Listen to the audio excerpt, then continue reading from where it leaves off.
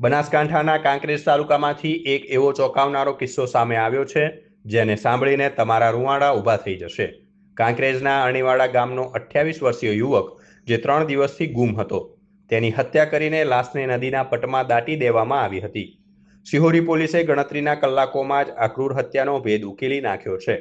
ઘટનાની વિગત એવી છે કે અરણીવાડા ગામના ચંદુ ઉર્ફે રાહુલ સોલંકી 3 દિવસ પહેલા ગુમ થયા હતા। શિહોરી પોલીસે તપાસ હાથ ધરતા કડીઓ રાનેર ગામના ટ્રેક્ટર ચાલક દશરથજી જેનાજી દરબાર તરફ ગઈ। પૂછપરછમાં ખુલાસો થયો કે આરોપી દશરથજીએ મૃતક ચંદુ પાસેથી 30,000 રૂપિયા લીધા હતા। ચંદુ જ્યારે પોતાના પૈસા પાછા લેવા રાનેર ગયો ત્યારે આરોપીની દાનત બગડી હતી। આરોપી દશરથજીએ માત્ર 30,000 રૂપિયા ન આપવા પડે તે માટે ચંદુને નદીના પટમાં લઈ જઈ મોતને ઘાટ ઉતારી દીધો અને પુરાવા નાશ કરવા લાશને જમીનમાં ઊંડે દાટી દીધી હતી। આરોપીની કબૂલાત બાદ Shihori police, Deesa DYSP staff, FSL team અને કાંકરેજ મામલતદાર ઘટના સ્થળે પહોંચ્યા હતા। જેસીબી મશીન વડે ભારે જહેમત બાદ નદીના પટમાંથી લાશ બહાર કાઢી પીએમ માટે મોકલાઈ હતી।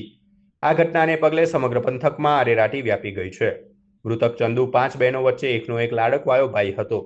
એકમાત્ર કમાતા દીકરાના મોતના સમાચારથી સોલંકી પરિવારમાં આભ તૂટી પડ્યું છે।